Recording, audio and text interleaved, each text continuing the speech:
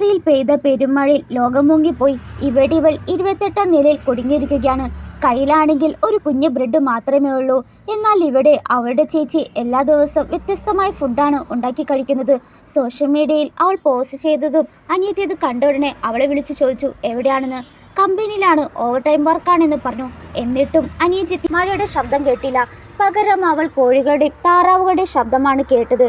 ചേച്ചി ഇപ്പോൾ പറുദീസയിലെ ജീവിതം ആസ്വദിക്കുകയാണ്.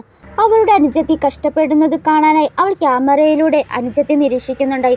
കാരണം മുൻകാല ജന്മത്തിൽ മഴയ്ക്ക് മുൻപ് ചേച്ചി 100x എൻലാർജ് സിസ്റ്റം നേടിയിരുന്നു. സഹോദരി 100x ഫ്രിങ്ക് സിസ്റ്റം നേടിയിരുന്നു. മഴക്കാലത്ത് ചേച്ചി എൻലാർജ് സിസ്റ്റം ഉപയോഗിച്ചതിനാൽ പ്രതിസന്ധിയിൽ നിന്നും രക്ഷപ്പെടാൻ അവർക്ക് രണ്ടുപേർക്കും സഹായിച്ചു. മഴ നിലച്ചുടനെ അവൾ ചേച്ചിയെ ഉയരമുള്ള കെട്ടിടത്തിൽ നിന്ന് തള്ളിയിട്ടു. ജീവൻ രക്ഷിക്കാനുള്ള അവസരം നഷ്ടപ്പെടുത്തിയതിന് അവൾക്ക് നല്ല കുറ്റബോധം തോന്നി. അതിനാൽ പുനർജന്മത്തിന് ശേഷം അവളുടെ ജീവൻ രക്ഷിക്കാനായിട്ട് അവളുടെ സിസ്റ്റം ഉപയോഗിക്കാതിരിക്കാനായിട്ട് പദ്ധതിയിട്ടു. അവൾ തൻ്റെ മുഴുവൻ പണം നാട്ടിൻ പുറത്തൊരു വീട് കെട്ടുണ്ടാക്കി. എന്നാൽ അനിയത്തി അവൾ എല്ലാ ദിവസവും അവളുടെ കാമുകനുമായിട്ടാണ് ചെലവിടുന്നത്. അങ്ങനെ പ്രതീക്ഷിച്ച മഴ പെയ്തപ്പോൾ ചേച്ചിയെ വിളിച്ച് വീട്ടിൽ ഫ്രണ്ടുണ്ട്, ചേച്ചിയോട് വേഗം വരാനായി പറഞ്ഞു. എന്നാൽ ഇവളും ഓവർ ടൈം ജോലി ചെയ്യുന്നതിനെ കുറിച്ച് കള്ളം പറയുകയാണ്. കാമുകൻ്റെ വീട്ടിൽ ഒരു സാധനം ഇല്ലെന്ന് പറയുമ്പോൾ അവൾ തൽക്ഷണം അവളുടെ പവർ യൂസ് ചെയ്ത് അവിടെ ഉണ്ടായ ബ്രെഡ് വലുതാക്കി. ഇത് കണ്ടു ഞെട്ടിയ കാമുകൻ അവൻ്റെ വീട്ടിലെ എല്ലാ സാധനങ്ങളും വലുതാക്കാനായിട്ട് പറഞ്ഞു.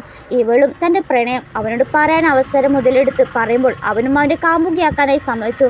സന്തോഷമായവൾ അവളുടെ ചേച്ചിയെക്കുറിച്ച് കുറ്റം പറഞ്ഞു. എന്നാൽ അവൾക്കറിയില്ലായിരുന്നു അവളുടെ ഓരോ നീക്കവും മൂത്ത ചേച്ചി കാണുമായിരുന്നെന്നുള്ളത്. അവളുടെ കാമുകൻ എങ്ങനെയുള്ള ആളുകളാണെന്ന് ആ ചേച്ചിക്ക് നല്ലോണം അറിയായിരുന്നു.